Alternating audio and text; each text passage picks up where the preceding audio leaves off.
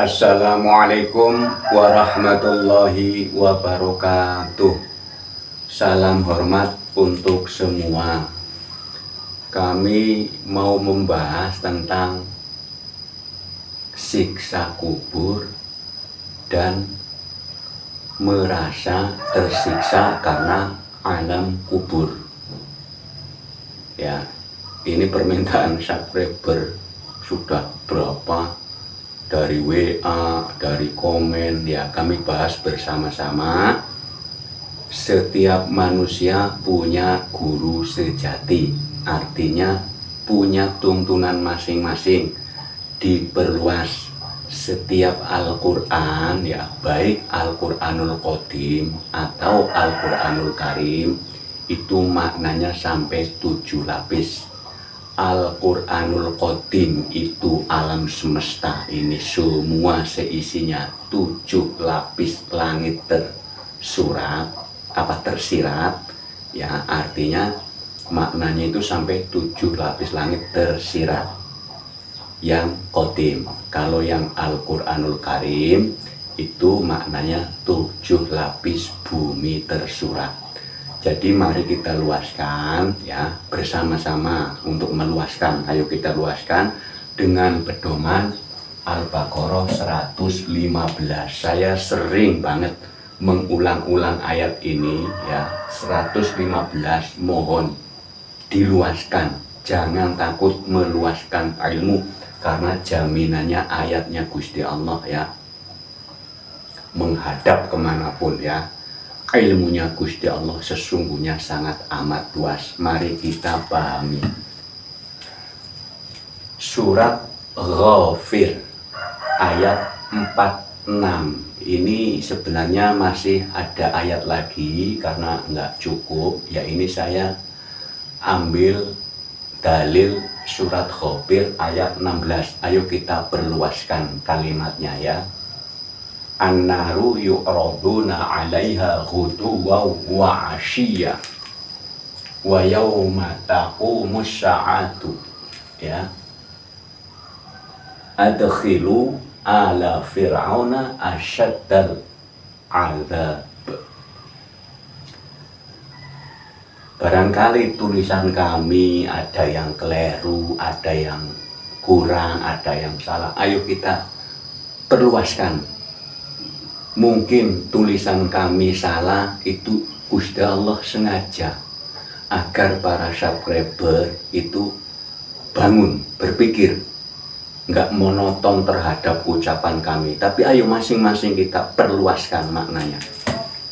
Kalimat Indonesianya artinya, kepada mereka diperlihatkan neraka. Ya, tulisannya neraka. An-naru itu artinya api. Ayo kita balikin lagi. Ini kan berarti makna satu lapis. Kepada mereka diperlihatkan neraka. Nah, berarti bingung. Neraka itu apa? Karena satu lapis masih bingung. Ayo kita ulangi lapis yang kedua. Makna lapis yang kedua. An-naru itu artinya api. Kepada mereka diperlihatkan api. Nah, kan baru kita, oh api. Nah, nanti api luas lagi ya. Pada pagi dan petang. Ayo. Pagi ibu-ibu kebanyakan masak, makanya diperlihatkan api. Ayo, kan nggak ekstrim. Kalau kalimat neraka nanti mindset, padahal kita memindsetkan, mengimajinasikan ruang itu nggak ada yang tahu. Tapi kalau makna yang kedua lapis adalah kepada mereka diperlihatkan api pada pagi dan petang. Nah, petang itu sore. Berarti pagi-pagi ibu-ibu atau ada sebagian bapak-bapak masak, bikin kopi. Berarti ngelihat api di dapur. Petang, sore, masak juga buat malam. atau masak melihat api untuk buka puasa umpamanya. Nah, ini nggak ekstrim kan?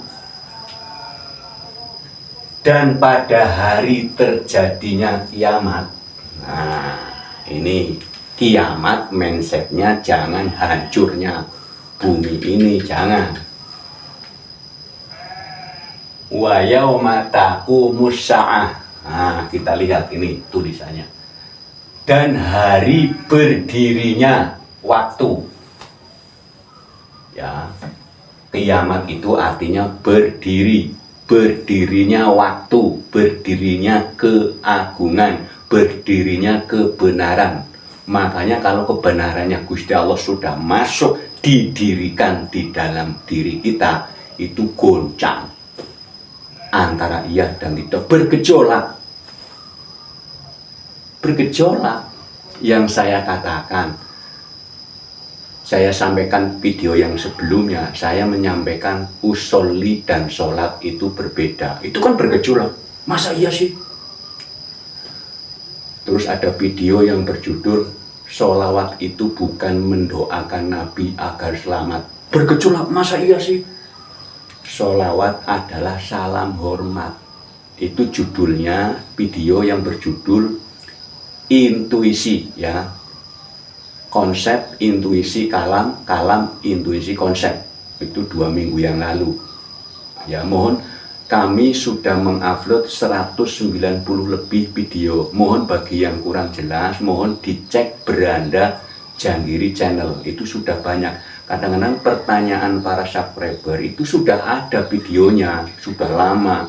Jadi mohon dicek beranda Janggiri tentang alam kubur, tentang siksa kubur, itu sudah ada. Ini saya menjawab lagi, tolong dong diperbarui ya, saya perbarui lagi ya.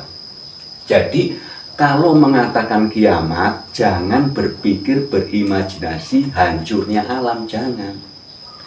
Manusia itu miniaturnya alam semesta, perwakilannya untuk menyampaikan sesuatu kalimat, sesuatu wujud. Matahari tidak bisa ngomong sendiri, manusia disuruh ngomong, oh itu matahari. Pohon tidak bisa ngomong sendiri, disuruh ngomong itu pohon. Bumi tidak bisa ngomong sendiri, disuruh manusia ngomong. Makanya manusia itu miniaturnya alam semesta, perwakilan untuk menyampaikan. Kiamat itu artinya berdiri, berdirinya hukum Tuhan, hukum tauhid. Makanya kalau orang yang sudah di dalam dirinya hukum kalam, yang sudah fana, yang sudah liko, itulah prosesnya bergejolak. Nanti banyakkan huruf O. Oh nggak begitu, oh begini. Nanti kebanyakan itu yang sudah pernah mengalami fase fana pasti. Oh. Bagi yang proses, kita jangan di saat mengatakan siksa kubur, jangan langsung pikirannya di liang lahat, jangan. Kita kalimatnya begini ya, tadi udah lanjutkan, masuklah Fir'aun. Kalau mengatakan Fir'aun, jangan bermindset wujud yang tahun dulu, Fir'aun. Jangan. Perilaku Fir'aun itu perilaku, jangan langsung bermindset pada zamannya Nabi Musa. Perilaku Fir'aun, masuklah perilaku ya, masuklah perilaku Fir'aun dan kaumnya. Kaum itu grup, perilaku yang seperti Fir'aun itu dengan grupnya ke dalam azab yang sangat besar. Nah, jadi kita kalau mengatakan azab siksa itu jangan berpikir diginiin, jangan. Kalimatnya kobri, ayo kita pahami. Kobri itu tertutup. Ayo mari kita luaskan lagi. Kubur itu besar. Jadi ini berkaitan. Kobri itu tertutup. Kita ya, alam kubur, alam itu artinya ilmu, kubur itu tertutup, ilmu yang tertutup. Ibarat begini, kalau kita tidak mengetahui sesuatu ilmu, itu kan tersiksa. Orang yang kalau tidak tahu itu tersiksa, kepingin tahu. Ya, rasa keingintahuan itulah itu yang disebut tersiksa. Aku kok nggak bisa matematika ya, aku kok nggak bisa jadi mekanik ya, aku kok nggak bisa jadi penceramah ya, aku kok nggak bisa jadi memproduksi apalah, umpamanya bikin tempe, bikin kerupuk. Ya, membuat sesuatu apapun kalau kita tidak bisa, itu namanya ilmu yang terkubur, ilmu yang kita belum tahu, makanya tersiksa. Namanya siksa kubur, siksa yang di dalam diri kita terkubur. Gitu loh. Kalau kita tidak mengetahui ilmu, contoh, ada orang kepingin banget bikin tempe umpamanya, karena tidak tahu, itu kan tersiksa. Ada orang kepingin jadi mekanik mobil umpamanya, kalau tidak tahu tentang mekanik mobil kan tersiksa. Lah, tidak tahu itu artinya siksa kubur. Kubur tertutup. Kita tertutup ilmu tentang mekanik, ilmu tentang bikin tempe. Coba kalau ada orang belum tahu tentang mekanik pesawat terbang. Kalau mekanik pesawat terbang itu gajinya gede. Kita nggak tahu, ya tersiksa. Nggak tahu itu artinya terkubur. Nggak, alam itu ilmu. Ilmu mekanik yang kita tidak tahu, kan kita tersiksa. Kalau saya tahu kan bisa gajinya gede. Karena tidak tahu, tersiksa. Kubur yang pakai kaf itu besar. Ilmu yang sangat besar yang kita tidak tahu, itu pasti kita juga tersiksa. Jadi mohon diperluaskan jaminannya Al-Baqarah 115. Diperluaskan. Apa hubungannya dengan siksa kubur yang termenset di liang lahat? Saya gambarkan umpama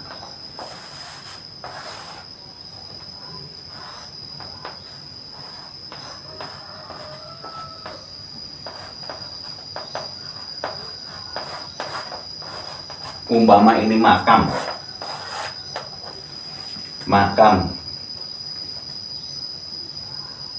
yang dimaksud disiksa di dalam kubur sini, yang dimaksud di sini semua secara akal tidak ada yang pernah tahu, tapi kita gali.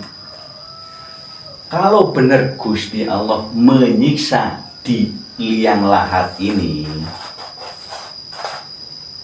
coba Al-Fatihah ayat 1-nya, Bismillahirrahmanirrahim, itu kalimat lapis pertamanya, makna lapis pertamanya, dengan menyebut nama Allah Maha Pengasih, Maha Pemurah, Maha Pengasih, Maha Penyayang. Itu makna lapis pertama. Ayo kita makna lapis kedua. Dengan Gusti Allah, bukan cuma nama saja. Dengan Gusti Allah Maha Pengasih, Maha Penyayang. Di sini juga dengan Gusti Allah. Masa Gusti Allah nyiksa? Wong pengasih penyayang kok. Asmaul Husna, nama terbaik Gusti Allah yang pertama, Ya Rahman, Ya Rahim. Apa iya Gusti Allah nyiksa? Ini pertama ayatnya Al-Baqarah 115, kemanapun kamu menghadap. Ayo lihat, kemanapun kamu menghadap, bukan kemanapun saja, gimanapun. Itu satu. Kedua, Al-Baqarah 156, Inna lillahi wa inna ilaihi raji'un. Sesungguhnya dari Gusti Allah kembali kepada Gusti Allah. Sesungguhnya milik Allah kembali kepada Allah. Itu ibaratnya. Kalau sudah kembali kepada Gusti Allah, jawabannya surat Al-An'am ayat 32. bukan akhirat di situ. Negeri akhirat itu sangat baik, sangat membahagiakan. Lah bagaimana ada siksa? Siksa itu orang yang merasa tersiksa. Keakuannya masih ada, merasa manusianya masih ada. Coba kalau sudah la ilaha illallah, ya sudah nggak merasa tersiksa, karena merasa tidak ada. Orang merasa tersiksa, ada siksa kubur, ada siksa ini, itu karena merasa ada. Kalau sudah tauhid ketuhanan yang Maha Esa, itu bagus itu. Bukan bagus lagi, wajib itu ketuhanan yang Maha Esa. Ketuhanan yang Maha Esa berarti orang yang sifatnya mengikuti perilaku Tuhan. Tuhan, ketuhanan, setan, kesetanan. Kalau orang sudah manunggal, sudah tauhid, rukun Islamnya syahadat. Orang kalau sudah syahadat yang rukun, bukan cuma mengucapkan ya. Syahadat itu bersaksi. Berarti melihat orang kalau sudah bersaksi tiada Tuhan selain Allah, itu sudah plong, sudah los, sudah bahagia. Orang merasa ada siksa kubur karena merasa ada. Padahal siksa kubur yang dimaksud adalah di saat ilmu kita nggak tahu, itu kita merasa kesiksa. Contoh kita duduk-duduk, lagi duduk bersama teman-teman, berdua ngobrolin tentang ilmu pertanian umpamanya. Kita nggak tahu ilmu pertanian, kan tersiksa, cuman begini doang dengerin. Aduh, saya kepingin tahu ilmu pertanian. Jadi alam itu artinya ilmu. Alam kubur artinya ilmu yang terkubur, ilmu yang kita tidak tahu, itu pasti tersiksa. Ada orang bikin kue, ngobrolin kue, wah kalau kue ini begini, kita nggak tahu, ya kita tersiksa, kepingin tahu tentang ilmu itu. Jadi alam kubur jangan langsung pikirannya makam liang lahat, jangan. Secara asli logika liang lahat di kubur itu adalah harus kembali ke bumi, bumi yang akan merontokkan, meruntuhkan, menghilangkan agar sarinya, ya, sarinya diresap lagi oleh tumbuhan, oleh sumur, diminum lagi, dimakan lagi oleh generasi-generasi yang akan datang. Ruhnya ada di surat Al-Baqarah, itu yang video yang sudah 2 bulan yang lalu, judulnya Memori Roh. Ya, Kaifa Takfuruna, itu ya, ada di Memori Roh. Jadi coba perhatikan, kalau mengatakan alam kubur, siksa kubur, jangan berpikir, jangan, ya, jangan. Itu kan mindset, itu kan hanya bayangan. Lah ini kalimatnya, kepada mereka diperlihatkan api anar. Neraka itu bahasa Arab, anar itu bahasa Arab, artinya api. Ya, pagi dan petang, ya rata-rata memang itu. Pagi masak, petang itu buat persiapan malam masak. Yang lihat api di kompor. Dan pada hari terjadinya kiamat, kita sudah menghilangkan konsep, yaitu bergejolak. Berdirinya hukum, kuatnya hukumnya Gusti Allah di dalam kalam, di dalam hati, itu pasti bergejolak. Nanti keluar nama-nama hewan. Waduh. Itu pasti yang sudah fase panah itu udah tahu semua, yang sudah makrifat sudah tahu semua. Yaitu tadi azan, saya udah kasih tahu contoh. Judulnya azan bukan panggilan sholat. Selama ini ada orang tahu, oh kalau azan itu panggilan sholat. Di saat sudah tahu, azan itu pemberitahuan waktu, bukan panggilan sholat. Kan langsung, waduh, masa iya sih? Nah, itu bergejolak. Ada videonya, azan udah 3 bulan yang lalu, azan itu bukan panggilan sholat, tapi pemberitahu waktu. Ada videonya ya. Itu nanti bergejolak di intuisi ya. Sudah banyak sekali, mohon dilihat. Kalau lihat video ini kurang luas, mohon dilihat video-video yang lain. Intinya surat Ali Imran itu ayat 19, segala urusan apapun itu kembali kepada Gusti Allah. Langit, bumi, seisinya itu semua yang ngurusin Gusti Allah. Kalau yang ngurusin Gusti Allah, masa di sini yang ngurusin siapa? Di liang lahat ini yang ngurusin siapa? Ya Gusti Allah. Gusti Allah sifatnya Rahman, Rahim.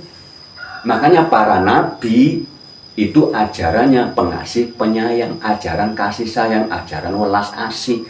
Jadi nggak mungkin ini Ali Imran, langit bumi itu kepunyaannya, segala urusannya kepada Gusti Allah, kembali kepada Gusti Allah. Jadi yang ngurusin di alam liang lahat ini yang disebut alam juga Gusti Allah. Bagi yang merasa tersiksa, iya kalau merasa, bukan disiksa, merasa tersiksa. Lah kita kalau tidak tahu ilmunya, wah nanti di kuburan itu disiksa, karena tidak tahu ilmunya, ya merasa kesiksa. Itu loh. Coba luas, masih bingung nggak? Azab yang sangat besar, siksa yang sangat besar itu karena kita numpuk. Ilmu yang terkubur itu banyak, sehingga merasa kesiksanya besar banget. Ilmu alam itu artinya ilmu ya, kubur itu berarti tertutup. Kalau kubur pakai kap itu luas, makanya ini berkesinambungan. Nanti pas lihat, nggak taunya ilmunya Gusti Allah sangat luas, sangat besar. Jadi mohon diperluaskan, jangan takut ya, mohon diperluaskan. Ya, jadi kalau mendengar kalimat nar berarti api. Kita tiap hari butuh api, jangan takut. Tiap hari butuh api. Manusia hidup tanpa api ya nggak bisa. Ya, nggak ekstrim. Ayo, luaskan ya, luaskan. Masih kurang luas nggak? Jadi siksa, kalimat siksa kubur itu berarti tertutup. Ilmu kita nggak tahu, ya tersiksa. Orang kalau kepingin tahu, contoh ya, komputer, ada lowongan kerja yang ahli komputer. Lah yang tidak tahu kan tersiksa. Aduh, kalau saya bisa komputer, saya bisa masuk kerja. Ya itu maksudnya ilmu. Ya, kalau kita nggak tahu ilmu, ya tersiksa. Namanya terkubur, siksa kubur. Ya, alam kubur artinya ilmu yang terkubur di dalam diri kita. Kalau kita mau menggali, nanti tidak ada siksa kubur, yang ada kebahagiaan ilmu. Ya, mohon diperluaskan. Masih bingung? Ini Al-An'am 32. Ini ayat ini sudah bolak-balik juga ya disampaikan. Jadi kalau yang sudah nonton sih pasti bosan. Oh, ayat itu lagi, karena yang nonton lain-lain, beda-beda, nanyanya sama. Ya saya ulang lagi ya. Cukup sekian ya. Mohon diluaskan ya. Barangkali kami kurang luas cara memafarkannya, menjabarkannya. Mohon diluaskan ya. Jaminannya Al-Baqarah 115. Mohon diluaskan, dicek itu ya. Mohon dicek di aplikasi Al-Quran. Kalau ada arti yang buka kurung, jangan dibaca dulu ya. Yang asli dulu yang dibaca ya. Buka kurung itu hanya pelengkap. Terima kasih ya. Wassalamualaikum warahmatullahi wabarakatuh. Salam hormat untuk semua.